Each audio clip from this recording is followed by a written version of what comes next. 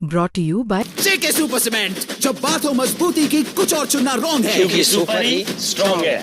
Players umpire सब confuse हैं। जेके super cement से टकराकर बॉल दो टुकड़ों में। जब बात हो मजबूती की, कुछ भी चुनना रॉन्ग है, क्योंकि सुपर ही स्ट्रॉन्ग है। कानपुर में एक जवान जब अपनी मां को इंसाफ दिलाने के लिए सिस्टम से जूझता नजर आया। अधिकारी हीला हवाली करने लगे तो सीमा की सुरक्षा में तैनात सेना उतर आई अपने जवान के साथ। आईटीबीपी कांस्टेबल विकास सिंह की मां का हाथ काटे जाने के मामले में कार्रवाई न होने और जांच रिपोर्ट पर सवाल उठने के बाद आईटीबीपी के जवानों का गुस्सा फूट गया। बड़ी संख्या में हथियारबंद जवान कानपुर पुलिस कमिश्नर ऑफिस पहुंचे तो हड़कंप मच गया। सवाल उठने लगे सिस्टम पर, पुलिस पर, तो वहीं इस घटना पर भी कि क्या इससे गलत संदेश तो नहीं गया।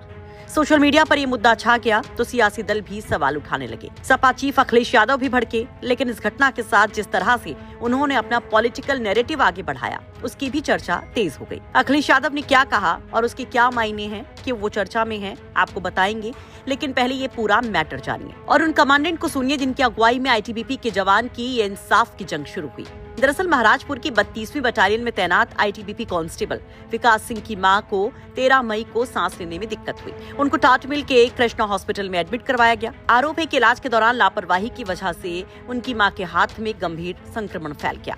हालत बिगड़ने पर उन्हें पारस हॉस्पिटल ले जाया गया, जहां डॉक्टर्स ने 17 मई को उनका हाथ काट दिया। मामले में कार्रवाई की मांग को लेकर विकास सिंह लगातार अधिकारियों के चक्कर लगाते रहे। 20 मई को वो अपनी मां का कटा हुआ हाथ लेकर पुलिस कमिश्नर के ऑफिस भी पहुंचे थे। हाथ 3 दिन से हाथ लिए माँ का घूम रहा हूँ मैं। क्या न्याय चाहते हैं? ना मैं मम्मी का न्याय चाहता हूँ कि गलत लापरवाही से बताओ, हाँ सांस की दिक्कत थी उनको और हाथ काटना पड़ रहा है इनको गलत। इसके बाद पुलिस आयुक्त ने पूरे मामले की जांच स्वास्थ्य विभाग से कराई, लेकिन जांच रिपोर्ट से पीड़ित परिवार और आईटीबीपी के अधिकारी संतुष्ट नहीं हुए। तो शनिवार की सुबह आईटीबीपी के commandant Gaurav Prasad, liaisoning officer अर्पित और 50 से ज्यादा जवान पुलिस कमिश्नर कार्यालय पहुंच गए। वर्दी में मैं हथियार पहुंचना उनका वायरल हो गया। जवानों की मौजूदगी से पूरा परिसर छावनी में तब्दील हो गया। सोशल मीडिया पर इसे राष्ट्रीय सुरक्षा के लिए खतरा तक कहा जाने लगा। सवाल उठे तो कमांडेंट गौरव प्रसाद ने सफाई दी। जो हमारे अभी आप सबको पता होगा, जो जवान की माता का हाथ कट गया है, उसी रिलेशन में मैंने कल जो है सर से अपॉइंटमेंट लिया था। मैं कमिश्नर सर से मिलने के लिए आया था और आज मैं और मेरे अधिकारी और जवान आए थे यहाँ पे। मैं अंदर सर के पास बैठा हुआ था, बाहर जवान खड़े थे। तो शायद मीडिया ने थोड़ा इसको गलत लेवल पे गलत रूप से ले लिया है। हमने कोई ऐसा घेरने वेरने या कुछ ऐसी कोई कार्रवाई नहीं हुई है। कमिश्नर सर की तरफ से पूरा सपोर्ट है हमें, और जो भी जांच रिपोर्ट इस मामले में आएगी तो न्याय होगा। सर के ऊपर हमें पूरा भरोसा है। बस इतना ही कहना चाहता हूँ। धन्यवाद।